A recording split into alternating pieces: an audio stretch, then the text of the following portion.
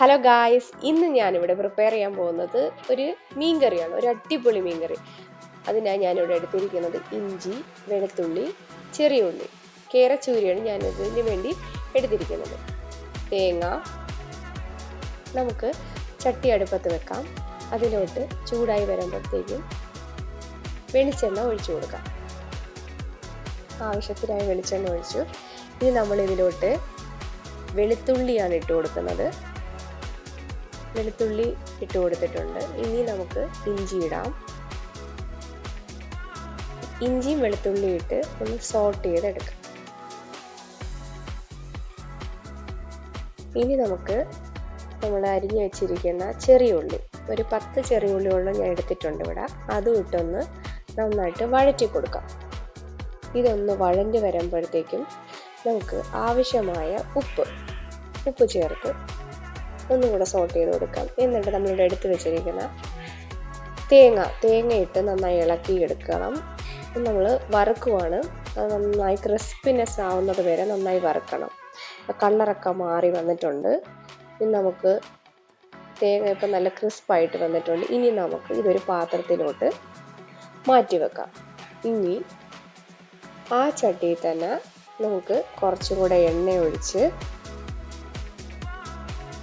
വെളിച്ചെണ്ണയാണ് ഞാൻ ഒഴിക്കുന്നത്, അതിലോട്ട് കടു ഇട്ടൊന്ന് പൊട്ടിക്കാം.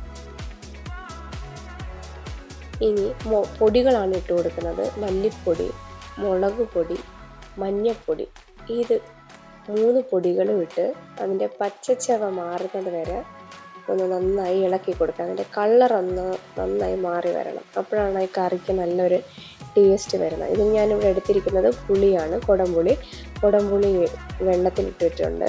അത് ഞാൻ ഇതിലോട്ട് മിക്സ് ചെയ്ത് കൊടുത്ത് നമ്മൾ നേരത്തെ വറുത്ത് വെച്ചിരിക്കുന്ന തേങ്ങ അടിച്ച് അതും ഞാനിവിടെ മാറ്റി വെച്ചിട്ടുണ്ട്. ഇനി നമ്മൾ തിളച്ച് വരുമ്പോഴത്തേക്കും മീൻ ഓരോന്നായിട്ട് നമുക്ക് ഇട്ട് കൊടുക്കാം മീൻ കറിയിലോട്ട്.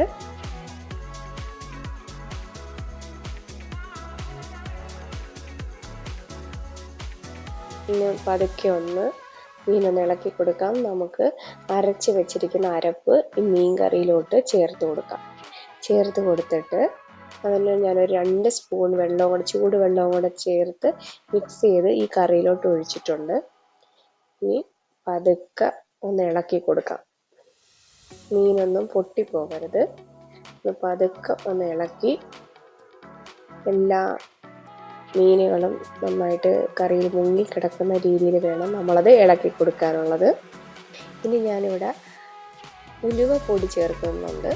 ഉലുവപ്പൊടി ചേർത്ത് പതുക്കെ ഒന്ന് കറി തിളയ്ക്കുന്നത് വരെ നമുക്ക് നിൽക്കാം. എന്നിട്ട് ഞാൻ കറിവേപ്പില ഇട്ട് കൊടുക്കുന്നുണ്ട്. ഇനി നമുക്ക് അടച്ച് വെച്ച് ഒരു 10 മിനിറ്റ് ഒന്ന് വേവിക്കാം.